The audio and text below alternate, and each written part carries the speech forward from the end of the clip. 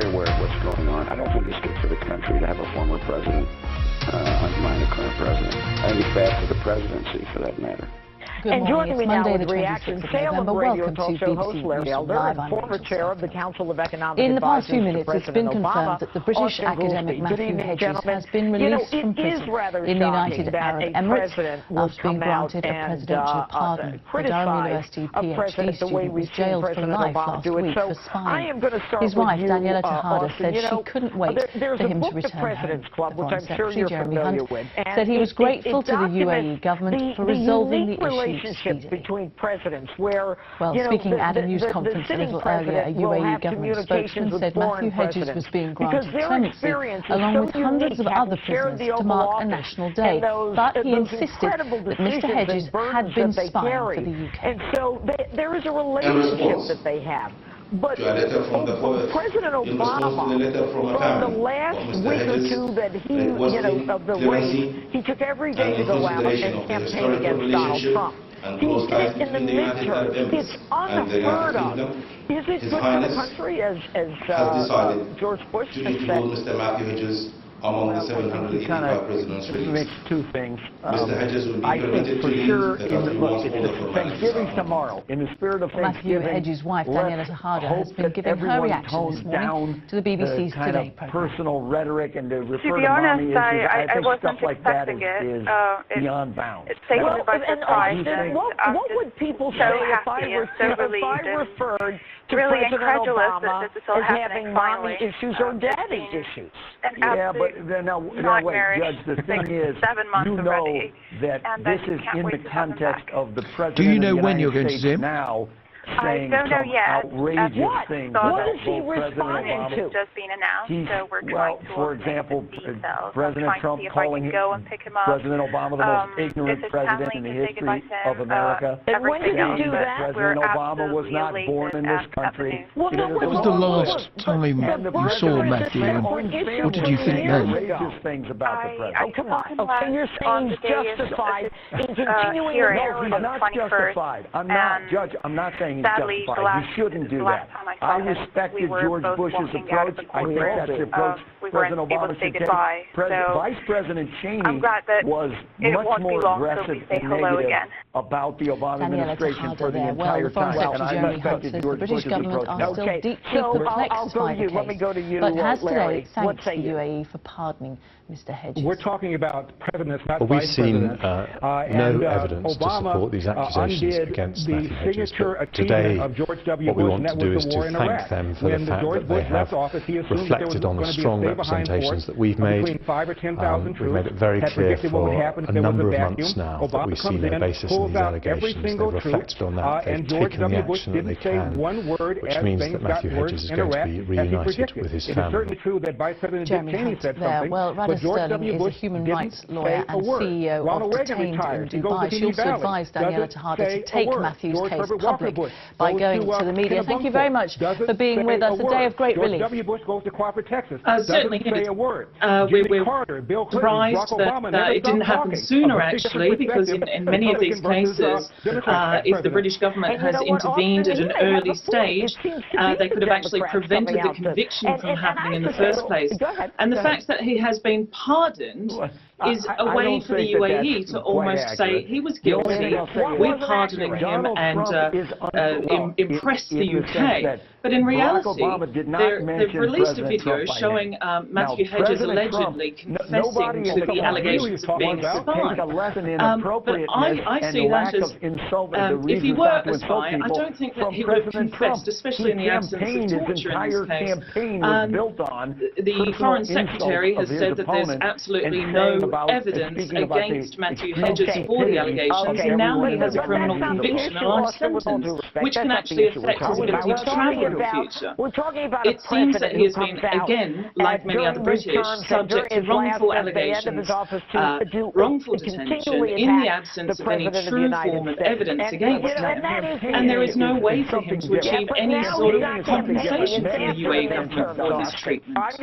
Do you think, though, that there would have been a way of handling this differently if the British government had acted sooner? When President Trump retired I think that the British government certainly could have acted sooner, but it's really when the international spotlight is on the UAE that they respond to such requests. In previous cases that we've dealt with, as soon as the press is focused on the UAE and their human rights abuses, and that's affecting their tourism and investment, that's when the UAE government actually get involved and issue pardons to people, or if they haven't been convicted yet, like Jamie Harron, for example, they just intervene and immediately release that person.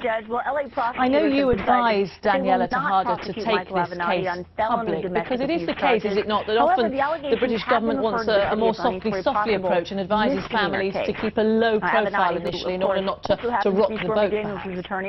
Yes, absolutely. I think that the Foreign Office has advised several people that I've been in touch with, and probably a lot more, not to go to press, and I think that advice is completely in the interest of the diplomatic relationship between the UK and the UAE, and certainly not the best advice for citizens who have been detained.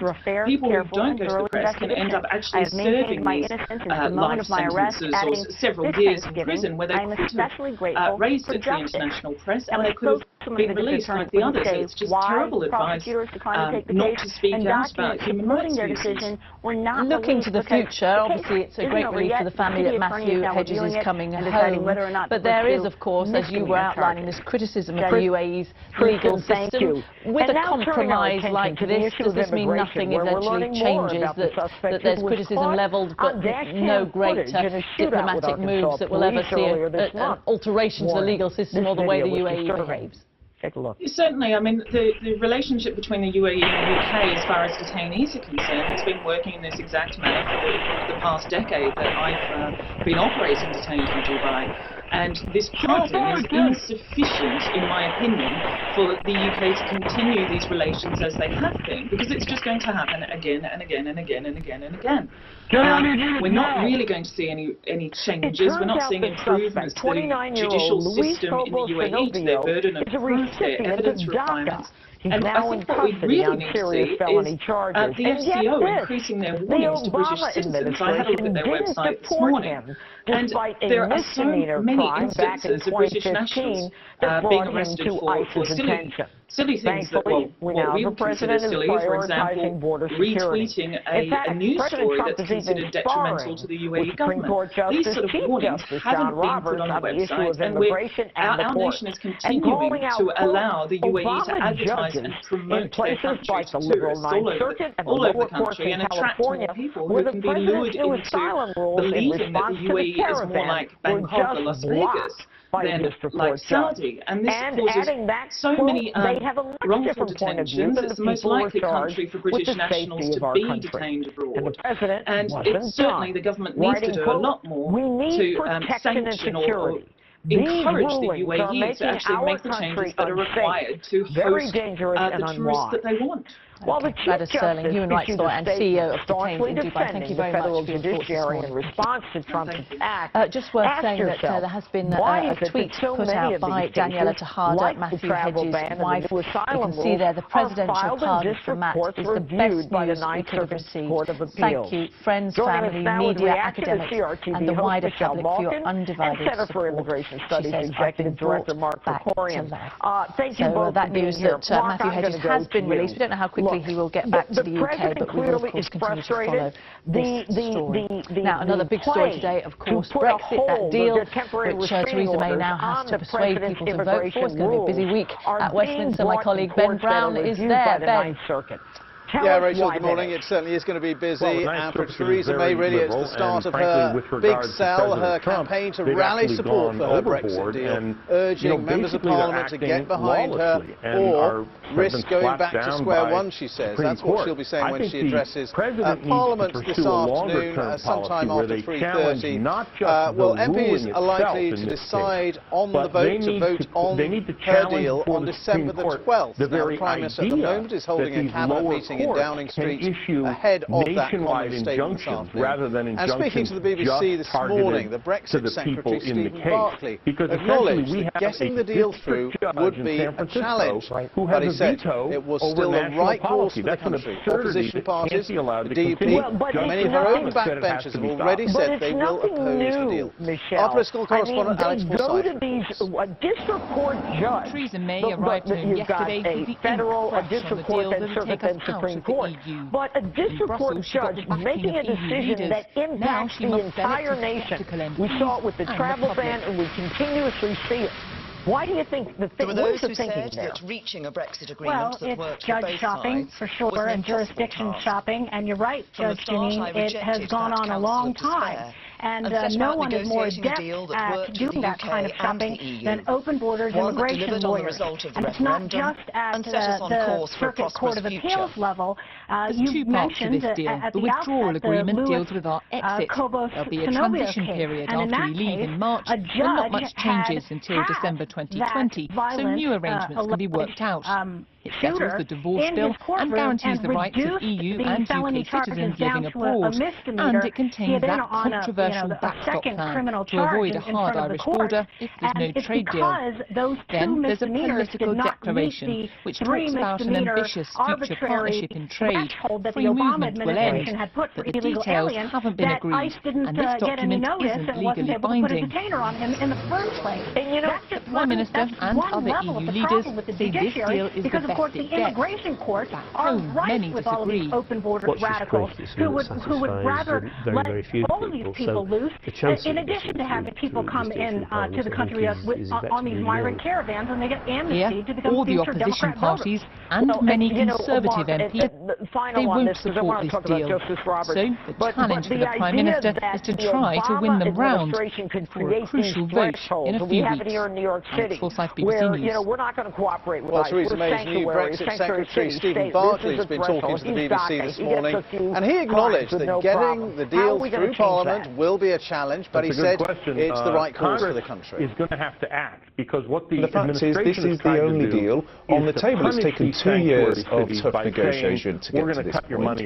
This is a deal that delivers on the referendum, and I think the biggest democratic vote in our history. It will be profoundly damaging to our democracy not to deliver on that vote. But we need to move forward in a way that maintains our security cooperation with Europe and protects jobs, protects those supply lines that is so important to our manufacturing and other industries.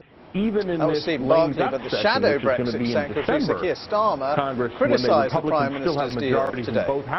This is a bad deal, a lot better than this could have been negotiated. The Prime Minister had started in a different place, and I do not accept that this is the best deal, it is a bad deal. And I'm not alone. You would say, well, you're the opposition, you would say that, but look what's happening. MPs from all parties are saying this is not a good deal, and we can't pretend that it is. And that's why it's almost certainly not going to get through. United States Supreme Court. So that's Sir Keir Starmer. Let's talk to our chief political correspondent, Vicky Young, in Downing Street, where that cabinet meeting is underway now, Vicky. And Keir Starmer saying it's almost certainly not going to get through, and that is the way the maths look. But Theresa May, she's got to try and campaign for her deal in the next few days to try and change MPs' minds. It wasn't in the person an issue. That's right. I mean, this negotiation has been obviously detailed. It's gone on for months and months and months, and the idea that she's just going to accept that it's not going to get through. It's not going to happen. She feels strongly that it's the best deal that she could have got, and it's the only option on the table. So now it's a question of how does she sell that, and we've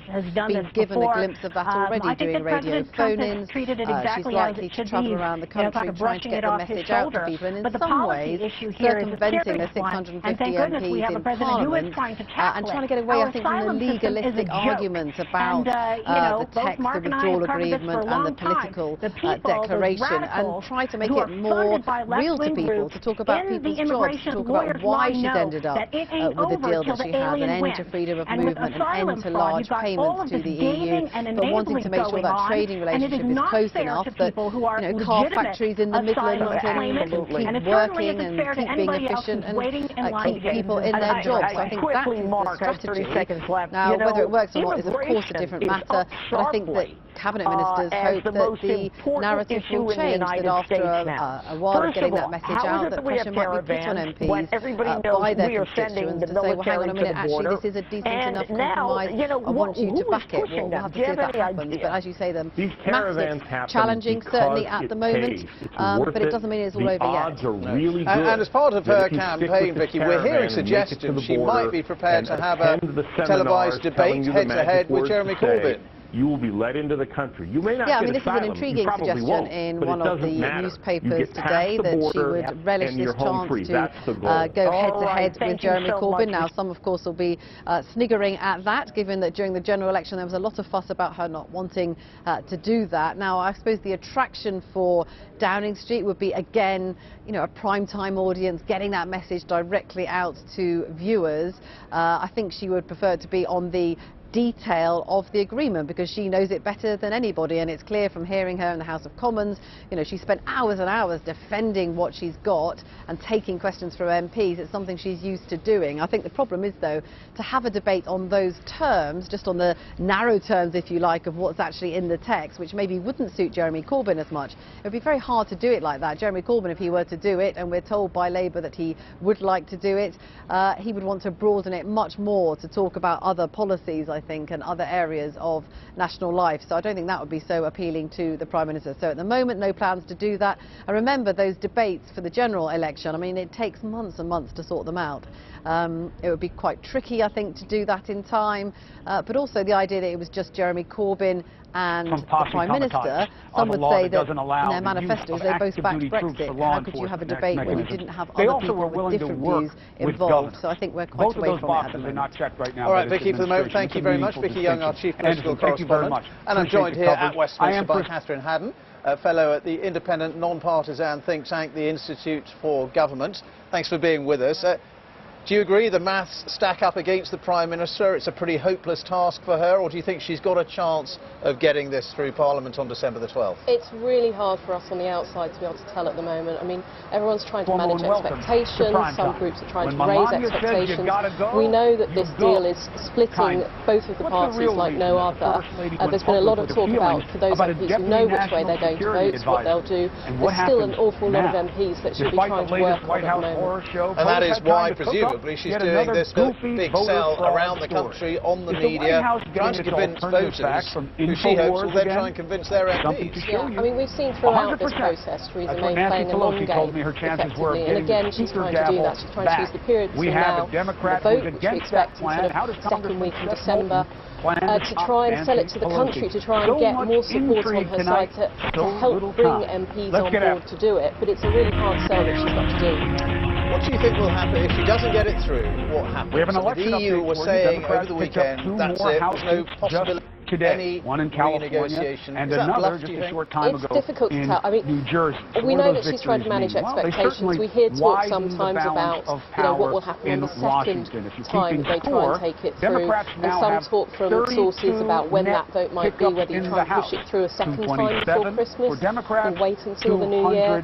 Push it through a second time because you've got a different deal, or because you think MPs will change their minds? I mean, that's the assumption, but yes, you know, whether or not she comes back and says, no, it's this or nothing, I don't know. I mean, thus far, she's not been, she's been holding her own and saying, I'm going to stay, I'm going to see this out, but whether or not she starts to push them to the limit and say, look, it's this or it's no deal, that's it, we don't know. And the chances then of a no-deal Brexit, how do you see that? I mean, at the moment, again, it seems to be rising higher. When we saw that the deal was coming, there was a lot of noise coming from governments about how they were so close to a deal that they were confident that they'd get it. But again, we're back to talking about no deal and what it would look like. The problem is that there's not a lot of time between now and the end of March for them to do all the work and be involved to try and mitigate the effects of no deal. A week ago with the election. The next couple of weeks are going to be, I mean, we use the word historic, but this is potentially a turning point in the history of this nation. It's a huge turning point. I mean, this is the biggest vote that many of these MPs will ever have faced in their lives. Not all of them. You know, it's a big decision that they've got to make for their constituencies, for their own conscience. We need to answer that call for change and for change in leadership. So yes, this is historic.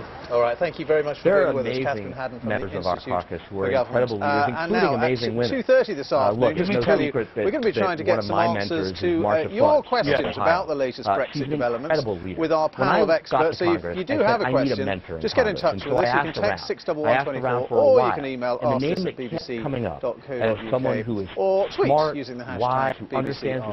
Much more from me later on, but that's it for now from Westminster. Rachel, back to you. And so I asked her to be my mentor. She became my mentor. I admit she's a friend. Ukraine's president has described the seizure by Russia of 3 Ukrainian Navy vessels yesterday as an act of aggression. Russian special forces opened fire and took control of 2 gunboats and a tugboat as they tried to pass through the Kerch Strait off the coast of Crimea. She's a woman of color from the Midwest. NATO and the EU she's someone who understands the economic challenges that so many Americans face today. She's someone who's in touch with a broad swath of the American people. She's someone who's very, very wise, who people throughout our caucus go to for advice. And she's someone who can bring this party together. But rather than be a divisive leader who's trying to constantly clear the bench of potential challengers, rather than build the bench of a grassroots support. Russian fighter jets in the Kerch Strait. This stretch of water is the only way in and out of the Sea of Azov, which Ukraine and Russia share. Russia says 3 Ukrainian vessels illegally entered its waters. First it blockaded them, then it fired at them.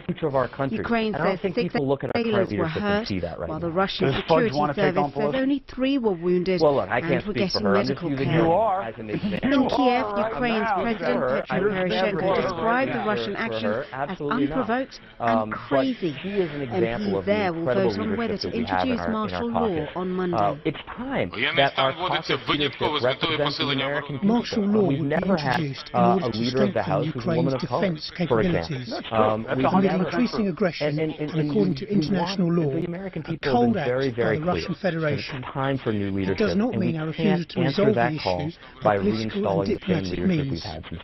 We intend to adhere to all international obligations, including the Minsk agreements. I mean, there's no question that the midterm was validating that there's a need for a check on the presidency. Right? So let's pick up on that point. I love the party intrigue as much as anybody, but let's get closer to when you guys have to work the caucus. We'll talk about that again. Overnight in Kiev, there were protests outside Russia's embassy. You have this balance you have to strike. Deal-making, ball-breaking. I say, those are the 2 sides of the scale. Both sides have asked for an emergency meeting of the UN Security Council, which will be held on Monday. We're going after Whitaker. We don't think that he's worthy of the appointment. We think they're constitutional issues, and we think that he's a walking catastrophe for the President of the United States. Are you in favor with them going after Whitaker for us with the latest? This seems to be a major escalation of tension. An illegal appointment. Yes, actually, the current incident that happened yesterday in the Black Sea actually happened in the Black Sea are seen as the escalation of the tensions between 2 countries, and really many people here in Kiev are angered, sincerely angered by what happened, and they see as an aggression. They see it as an aggression of the Russian Federation. What is important to understand that both sides, Ukraine and Russia, have the treaty that gives them equal rights and equal freedoms of seas in the Azov Sea, and the freedom of navigation, equal freedom also in the Kerch Strait, and the incident itself happened in the Black Sea, in the waters that Russia claims to be its territorial waters, while according to the international law and Ukrainian legislation, these waters around the Crimean Peninsula, they remain to be the Ukrainian territorial waters as long as the annexation of the Crimean Peninsula in 2014 was illegal. That is recognized by the international community. We're not going to just take this Republican talking point. How significant is it that Ukraine's parliament is now considering bringing in martial law? And the American people will respond it could be a very significant if they see leadership that we can believe in. And frankly, that's why I think it's time for new leadership in the House. I mean, you look at some of the amazing candidates who were elected, like the service veterans. Abigail Spanberg, CIA veteran, defeated one of the most partisan, far-right wing Republicans in Congress in Virginia. She's someone that people will trust to do the right thing. They know that she can make deals, but they also know that she's going to stand up to the president. If they see leadership like that, we can do both. And that's why we need new leadership at the top as well. That's why I'd like to see someone like Mark Fudge take over for Nancy Pelosi. What do you think coming out of the box is the strongest foot forward for Democrats? Well, we talked about H.R. 1, which is it means that the public gatherings could be restricted. Well, that's right. It means that it helps the restore trust in government. elections, that's a very important I think that we need to look at the Voting Rights Act. You know, it's amazing right now that we have a governor's race in Georgia, where one of the contestants is trying to disenfranchise tens of thousands of voters. And clearly the international community is concerned at what is going on in that area. We know the UN Security Council is meeting this morning trying to throw out a bunch of ballots and saying that they don't count. Yes, exactly. Down in Florida, we have the Republican Party of Florida saying that a bunch of service members' ballots are not going to get counted in the Senate race and the governor's race. I mean, telling service members that their votes don't count. That's what's going on in America right now, and it's happening under Republican leadership. We've got to put a stop to that because there's nothing more fundamentally American and democratic than every individual's right to vote. Well, Congressman Bolton, I will be coming back to you as we take these different steps forward with the new Congress. I always like having you on the show. I must say, you're a first for me tonight. I've never been accused of sounding like the RNC. For the navigation, and thank you for your service. I know Veterans Day just passed us, but we should recognize it every day. Thank you all. There is no state border there between Russia and Ukraine because it has never been regulated. It has never been established there. Melania Trump and now what we national security official on we have a situation when Russia claims that it has a state border there in the she Black wanted you to know it. It Sea, didn't stay in house. It wasn't about her working soft power. She was loud and proud about it. And she succeeded by the annexation of the Crimea. General John Kelly, Homeland Secretary Nielsen, maybe a package deal as an acrimonious in the Kerch exit. Strait, Then, the CNN alert that topped all others in interest really just has me back. There are real concerns for the international community because it's someone about the fired, international and it worked. Indeed. Okay, Joanna Best, thank you very much indeed. She's out of the White House. Let's recap now on the story of Matthew Hedges, the British student sentenced to life in prison in the UAE for spying. He's been released and pardoned this morning. We want to get you the very latest on this. We can cross to Faraz Kalani, who's the BBC Arabic special correspondent. He joins now from Abu Dhabi. And tell us what more we know, Faraz, about Mr. Hedges' whereabouts now. Why did she as you said, we can confirm that he was freed like one thing we know for sure. 1 hour ago. Now what we hear that he will be on the flight to London at 10 local time, London time.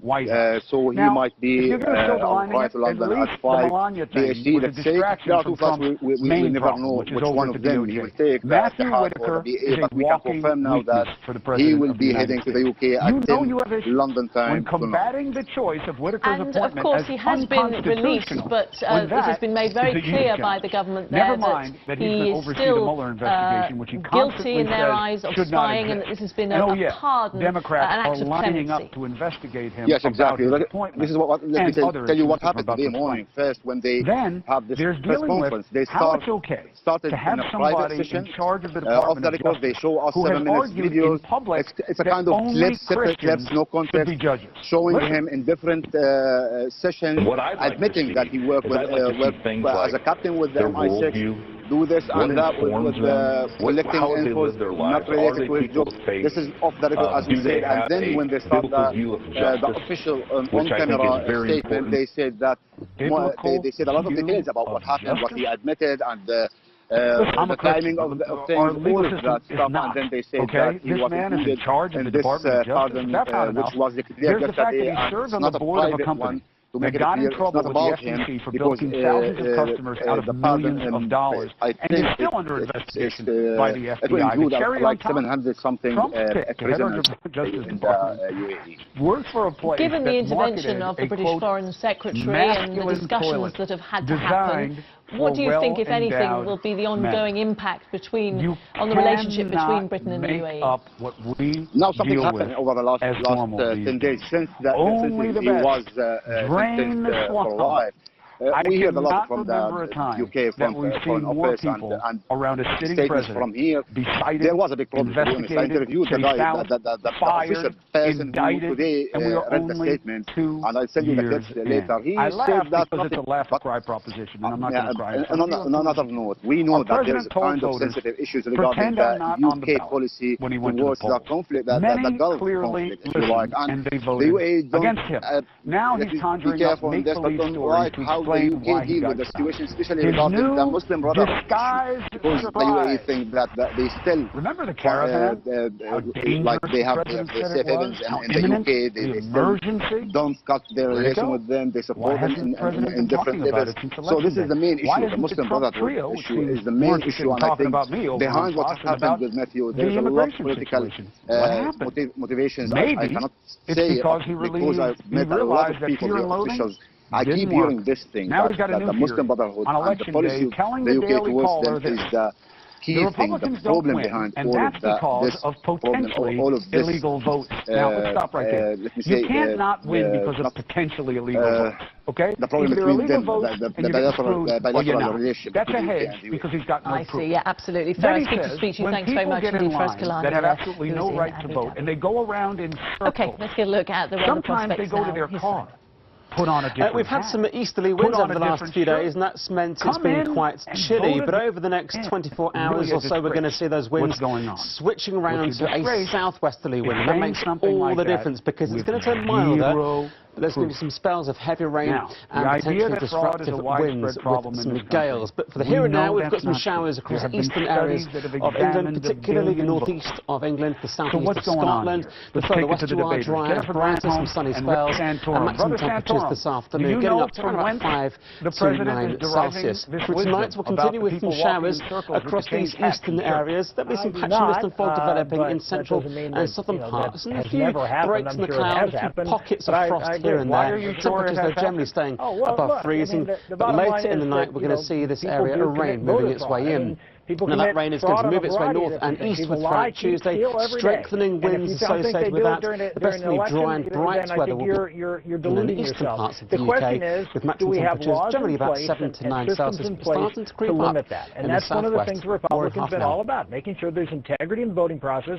And I do agree with you that I don't think it helps anybody, the president or a party, anybody, go out and make specious claims about voter fraud that are unsubstantiated, because it's serious business, and I do believe it does exist. The BBC has learned that Matthew Hedges, the British academic jailed for spying in the United Arab Emirates, has been released from detention after he was given a presidential pardon. You may have spoken to many attorneys general who have prosecuted cases, but they haven't prosecuted many, because we know from the studies there have literally been dozens of cases over many Here, Theresa May meets her cabinet ministers. That is the most dangerous thing that can happen in the election process.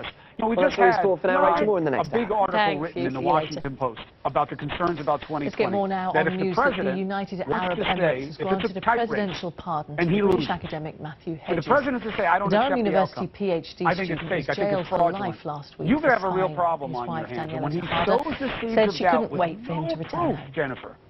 We I think there's a certain amount of rebuilding to be done at quite a lot of academic institutions, universities and others have been reviewing their policies with regards to the UAE quite sensibly, in my view. And I think the British government is also very worried. I had a conversation about the Foreign Office Minister as to why the UAE simply refused to accept their assurances that Matt was an academic and nothing more. So I think there'll be a bit of an inquest into how this was allowed to happen or could happen. And I suspect there'll be quite a lot of rebuilding work to reassure people that the UAE is a place where we can do business. Is it too dangerous for academics to go there now, do you think? Democracy ever, and what he's well, I'm not sure I'm best qualified to answer that question. I know that a number of universities have been reviewing their ties in the light Matthew's treatment and incarceration. I think it's hard for Democrats to make that case when they've spent now almost 2 years going after President Trump and the legitimacy of the election with this investigation about Russian tampering. That's sort of rich for Democrats to say that that Republicans are undermining the integrity of the election. Matthew Hedges' when the left is thoughts. Okay, let's return to Brexit. We'll join Ben, who's at Westminster Live for us. Ben, hi there. Rick, what you were saying hi there, right Rachel. there Thank you very much indeed. Well, the Cabinet's meeting now to talk about the Brexit deal, and the Prime Minister's preparing to address MPs this afternoon with a statement on that Brexit deal. Can she get it through Parliament on December the 12th? That is when the vote will be. Joining me now to discuss that, the Conservative MP for North Dorset, Simon Hall. Thank you very much indeed for being with us. Hotfoot from Dorset. Absolutely, just made it. Now, the maths don't stack up in the Prime Minister's favour, do they? She hasn't really got a chance of getting this through Parliament. I think she has, and I think she will. I think there's a number of people who've declared for both sides, and there's a huge number of people who will be looking at the deal, who will be listening to what the Prime Minister has to say, to be hearing what the response of Cabinet is later on this morning. So I actually think there's everything to play for, and I happen to think this is a deal that deserves support, and I hope that colleagues in all quarters of the House will support it, because I think it's right that we go out on a cross-party basis with all of us agreeing the broad terms of that exit strategy. So you're definitely going to vote for the deal? I'm definitely going to be voting for it. What about those people who say this sells Britain out, that we're going to become a vassal state, there was a lot of malignant social some media sort of going on, colonial adjunct to the European Union? I think it's time as a result of what happened. So we'll see what they put together in that report. I don't think you're going to see anything that can prove that. It's a very subjective consideration. This is a deal while we're on the point of the DOJ and Mueller, let me ask you something about Whitaker real quick, Rick. And delivers on the if you had a choice whether or not to make this man damaging the person that you want to put out there and protect prospects in such a it's a deal which clearly has got support on both sides of the negotiation table. Is it perfect? Of course not. But try to find anything where you have a negotiated settlement that falls within the definition of But some people are saying, hang on, you vote against the deal, go back to Brussels and get a better deal. Well, this is taken he's a good, solid man. I saw that quote that you were playing. It's somehow someone who has biblically based views. But what he's talking about is the Ten Commandments. You disagree that people should hold by the Ten Commandments? Not what he was saying. Yeah, he was. She has strained every single signal to get the best deal. When she says she's negotiating and has negotiated in the British interest, in the national interest, those aren't just words as far as she is concerned. She absolutely means it, body, heart and soul. I'm not convinced that there is an 11th hour rabbit to be pulled out of a hat. I'm not entirely sure what that hat is going, what that rabbit would be. I think it's a good deal, and I think we should stop now messing the British people about with this sort of delay. It's almost like the dance of the seven Dales, if you will, waiting for the exciting bits to happen, and nothing ever really does. And I think we just have to get on with it. That's what I think my constituents, and indeed the country as a whole, want to see. Us out of the European Union, the British economy doing well, jobs protected, the unity of the United Kingdom safeguarded, and I think that's what we have in this deal. And Theresa May's strategy seems to be to go out campaigning to sell this, but around the country, not just to MPs, trying to sell it to the British people. But surely it's MPs in Westminster here that she needs to really persuade, not the British people. Well, it's an interesting question. I think it's both. I mean, clearly it's Parliament's job to decide on the deal. Having an opinion doesn't mean you got to that doesn't mean you're biased. But don't forget, we're in this if he has an opinion about the outcome, situation because of the people's vote in a referendum. I think it's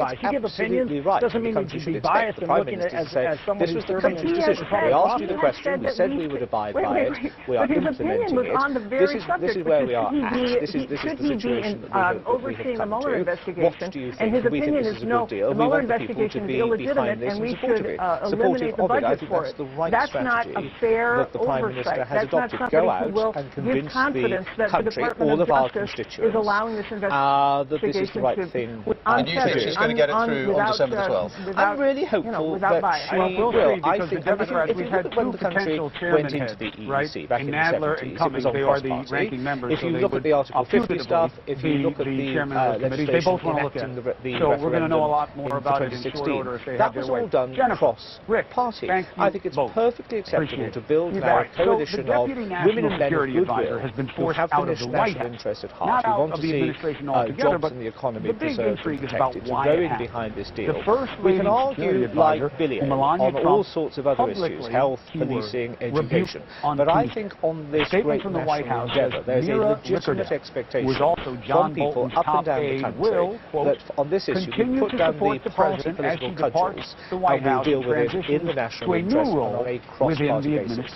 Simon Hoare, MP for North Dorset, thank you so much for being with us. That is the latest from Westminster. Much more from me later on, including live coverage this afternoon of the Prime Minister's statement on her Brexit deal. 2 MPs sometime after 3:30. But for the moment, back to you. Ben, thanks very much indeed. We are going to stay with Brexit, though, because in the next hour, the official group calling for a second referendum, the People's Vote campaign, are due to publish an independent impact study into the Prime Minister's Brexit deal. It's been written by the National Institute of Economic and Social Research. Well, the man who's been poring over it is our business editor, Simon Jack. He's got a few more of the details. We're looking here at the economic future. What kind of picture does it paint? What it says, what it's looking at is it's comparing whether we were to stay in the European Union to the deal that Theresa May has sketched out. And what it finds is that the country will be £100 billion worse off by 2030, and that translates to being about £1,100 per household worse off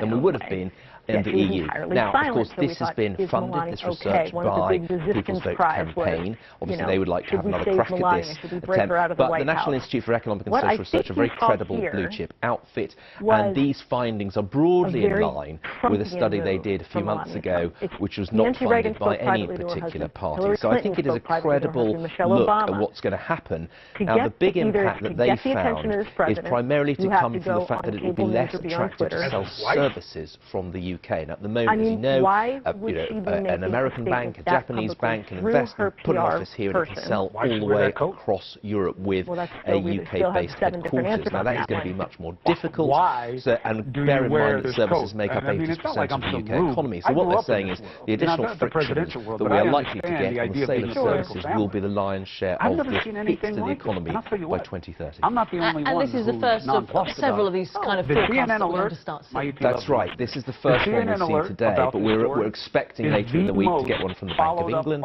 and also for a cross-Whitehall analysis. Now, they did one of these which was leaked back in January, and there they said there would be a 4.8% hit to the UK economy if we had a kind of Canada-style deal, which is roughly what Theresa May's, what the declaration sketches out for the future there. Now, this one looks a bit better than the one we had back in January, simply because a more ambitious thing on customs areas, all that kind of stuff, and a few words about services. So I think the really important one, if you like, will be the one that Treasury, DegZio, Bayes, this cross-Whitehall thing will be published, as I say, later this week. And that, in a way, will be interesting because, you know, Philip Hammond said he supports this deal, but he's going to have to publish and stand behind a report that is very likely to say, actually, we will be a bit worse off than that.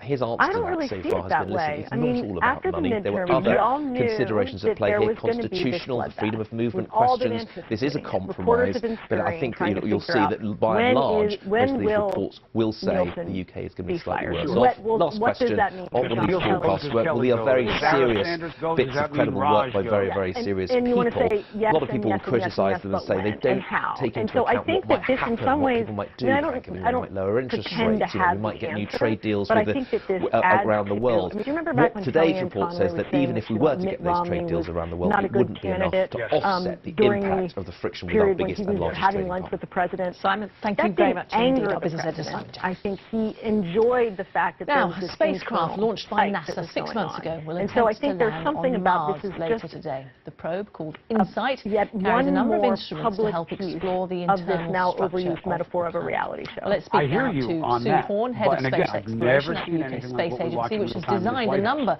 of crucial pieces of scientific equipment for the project. She joins me now from the UKSA's Swindon headquarters via webcam. Great to have you with us. What an exciting day.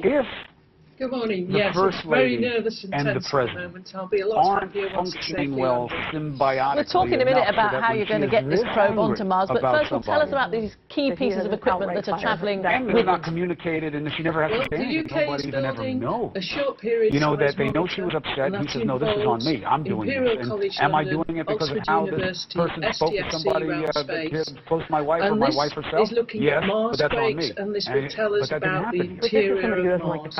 You have to remember again, despite his reputation, he doesn't enjoy. How thick is the mantle? Is the core liquid or solid?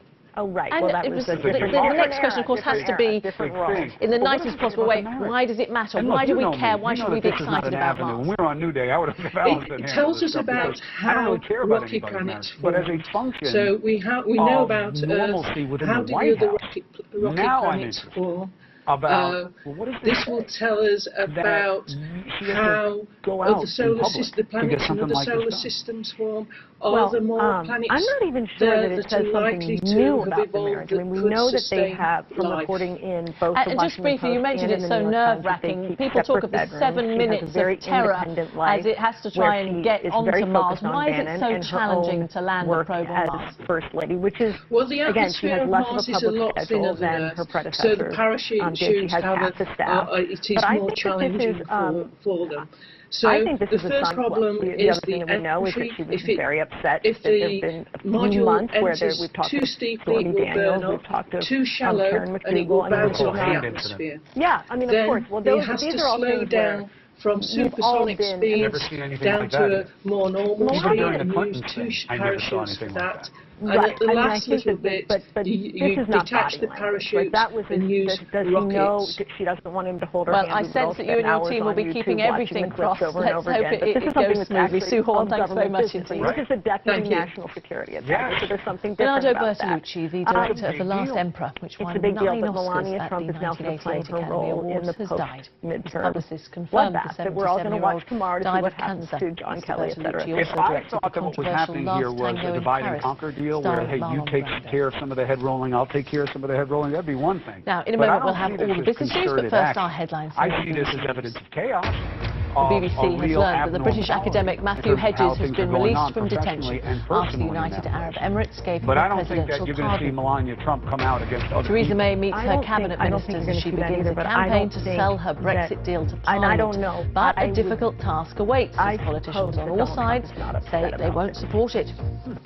And as we've just been hearing, Bernardo Bertolucci, the Oscar-winning director of Last Tango in Paris and The Last Emperor, has died at age 77. Anyway, President Trump surprised some people. He threw his support behind a bipartisan bill to reform the criminal justice system. Hello, I'm Marianne Was there a political motive behind the move? Carlos Ghosn has been sacked as chairman of Mitsubishi Motors after his arrest in Japan over misconduct claims. It follows a similar move by Nissan last week amid claims he falsely understated his salary and used company money for personal gain. Mr. Ghosn, who headed an alliance of Renault, Nissan and Mitsubishi, has denied the allegations, according to media reports in Japan. Rail passengers who are unhappy about how their complaints have been handled will be able to appeal via the Dispute Resolution Ombudsman, a new independent service launched today, which is designed to hold companies to account. This all follows widespread disruption on the railways this year, which has angered many passengers. And the government's Brexit deal will leave the UK £100 billion worse off by 2030 and GDP 3.9% lower, the equivalent of losing the economic output of Wales or the City of London. That's all according to a National Institute of Economic and Social Research study out today, which was commissioned by the People's Vote, a pro-Brexit campaign group that wants a second referendum. Of course, I meant an anti-Brexit referendum group. Now, rejecting the Brexit deal will be risky and lead to division and uncertainty. Prime Minister Theresa May will say to MPs who oppose her plan later she'll try to sell the deal in her common speech after the 27 other EU leaders approved the terms of the UK's exit at a summit on Sunday. Mrs May now has to persuade politicians in the UK Parliament to back the deal. Now, as the Prime Minister prepares for the hard selling of Brexit's withdrawal agreement, what do businesses think about the ongoing drama and, more importantly, how are they preparing? Let's talk to Claire Walker, Executive Director of Policy and Campaigns at the British Chambers of Commerce. Thanks for joining us, Claire. Good morning. A lot of people at home might be bored of Brexit, perhaps, I don't know, but businesses are anything but bored, aren't they? Because this is crucial for them. Well, I think businesses up and down the country have been dealing with uncertainty for 2.5 years, and although the move yesterday was a welcome step forward, there's very little certainty today that's changed that businesses can take to the bank. So they are still going to be looking in the months and weeks ahead at the real detail, and as things emerge, working out what that means for them. What are the main sticking points of business? What is it they're looking for, and have they found it in this agreement? Well, we're looking very closely at the agreement at the moment. There's a number of areas where there's still lack of clarity. Remember that political agreement is just the heads of terms for the future agreement. And so things like, can I hire people, how long they can stay, what this means for me in terms of trading and trading with third countries, is still areas where there's lack of clarity, and that's what business needs now, clarity. What do business leaders want from Parliament next week when it votes on this? Well, one thing that business leaders are united about is that we have to prevent a disorderly Brexit. The lack of business preparedness from the government is really quite challenging, and so our risk register shows that many of the questions that businesses are asking are still we haven't got the clarity that we need. So I think we're going to be asking parliamentarians to really consider what this means for firms, what this means for families, and put that economics right at the heart of their decision-making process. Not his fault, it's just not his strength. There's a group of people who are close to the president who have been trying to get rid of Kelly I wanted to show you in particular what the pound is doing against the dollar and against the euro. It isn't changed that much. And what does that tell us? Well, the pound has been a good barometer, hasn't it, in the past few months about how the markets feel about the Brexit negotiations. When they feel there's certainty, then the pound tends to strengthen. It hasn't really moved that much, and that tells us that despite the fact that 27 EU leaders agreed with the proposal, the markets aren't sure about what is going to happen next, and that's why we've seen very little movement in pound sterling, and that's had an impact on the markets. The London market and the German market are both up, though, and that's because we might get some sort of backing down from the Italian government in its budget negotiations with the European Union. More business to come throughout the afternoon from my colleagues, but for now, back to you, Rachel. Marion, thanks very much. He's very well aware politically. We will have the weather in a moment, but just want to bring you up to speed on developments in those tensions between Russia and Ukraine concerning the Azov Sea and the capture by Russia of 3 Ukrainian naval vessels. Just a couple of developments. NATO now saying they will hold an emergency meeting with Ukrainian officials at the alliance headquarters in Brussels today over that naval standoff. We already knew that the UN Security Council will hold an emergency session, but NATO also taking emergency steps to address this. And the Russian Foreign Ministry have issued a statement on the Ukraine incident, saying they will respond harshly to any attempts to undermine their sovereignty and security. So clearly there's an unfolding situation with tension running pretty high, and the international community taking, as you would imagine, an extreme interest in I didn't go to Washington. I'm a business guy. I'm going to bring an outsider perspective like I did to Tallahassee and do everything Thank you very much indeed. Yes, good morning. We've had some sunshine this morning. It's been a bit of a chilly start, and over the last week or so, an easterly wind has brought us in that chilly weather, but that's all going to switch round to a southwesterly over the next 24 hours, but it will bring not only mild conditions, but some wet and windy weather as well. The rest of this afternoon will continue with some showers affecting eastern areas of England, the south and east of Scotland. The further west you are, it will stay dry and fairly bright, some decent spells of sunshine, and maximum temperature today about 7 to 9 degrees. We'll continue with a few showers across eastern areas through this evening. Some mist and fog developing tonight, though, especially so across the Midlands through central southern areas of England. A few breaks in the cloud, giving us pockets of frost into Tuesday. Otherwise, the temperatures just staying above freezing. Then rain moves its way in very quickly tomorrow morning across southwest England into Wales, Northern Ireland. There could be a bit of snow over the higher ground of North Wales. But that rain, as it moves eastwards, will just start to eat away at that sunshine across northern and eastern parts of England into the afternoon. Temperatures generally 7 to 9 degrees, but you notice in the southwest those temperatures just starting to creep up to 12 Celsius. votes, and they just kept finding ballots, and so that's why, you know, I'm thankful for a lot of people that brought it, you know, brought light to this to make sure we stop this, and we're going to do everything we can to make sure these elections are free and fair. Freshly written. Around lunchtime yesterday, Original perspectives described on as the a day's racist unfolding narratives. session call from Senator Bill Nelson, and shortly after, the three-term incumbent who has been laying low as it emerges. The papers. Weeknights at 10:40 on the BBC News Channel. Differently than Grace and I had hoped, but let me say I by no measure feel defeated. And that's because I've had the privilege of serving the people of Florida and our country for most of my life. So tomorrow morning here at the state capitol in Tallahassee, the Secretary of State will finally certify the results of all the elections, which means that this campaign that lasted an extra 2 weeks will finally officially You're watching BBC Newsroom Live. These are today's main stories at midday. Matthew Hedges, the British academic jailed for spying in the United Arab Emirates, has been released from detention.